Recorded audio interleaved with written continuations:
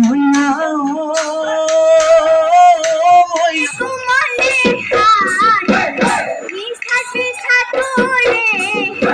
এইটো শুদ্ধ ৰূপত যাই থকাৰ কাৰণত সকলোৰে চকুত পৰি আপোনালৈ ধন্যবাদ জ্ঞাপন কৰিছো।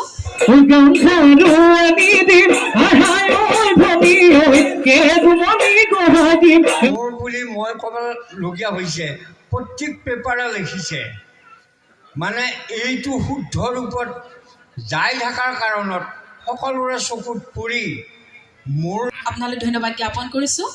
লগতে আমি আমাৰ অক্টিভৰ ফালৰ পৰা এতিয়া আহ্বান জনাইছো।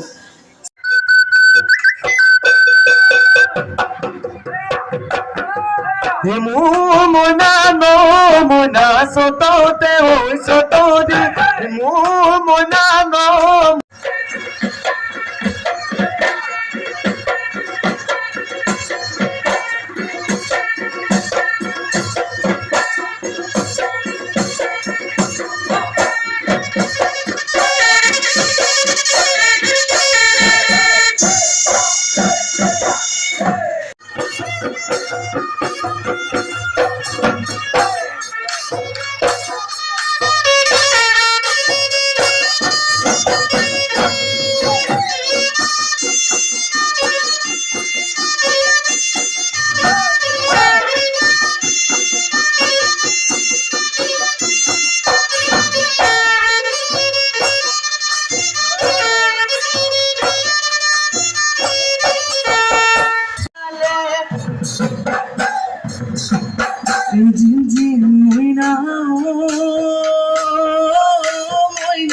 কোথালে পেলালে হে কোথালে পেলালে হে মুচি জিঞ্জি মইনা বিহুৰে দিনতে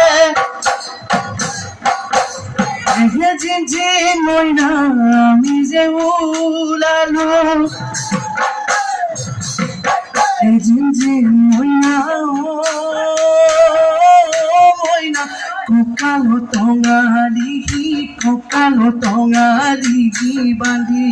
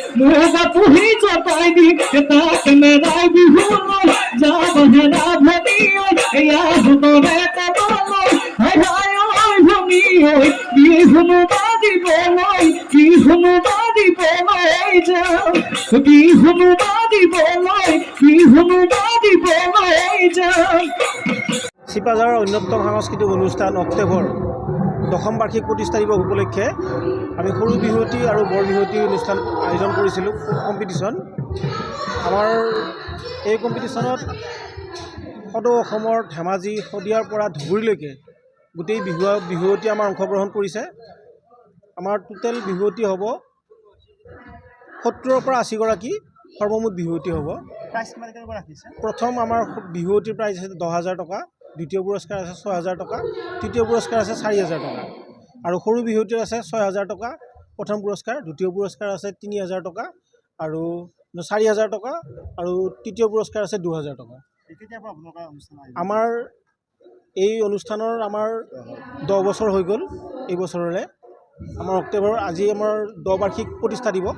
সেই উপলক্ষে মঞ্চ উদ্বোধন কৰিছে পদ্মশ্ৰী বঁটা প্ৰাপক চিপাঝাৰৰ আমাৰ দৌন ভূঞা দেৱে।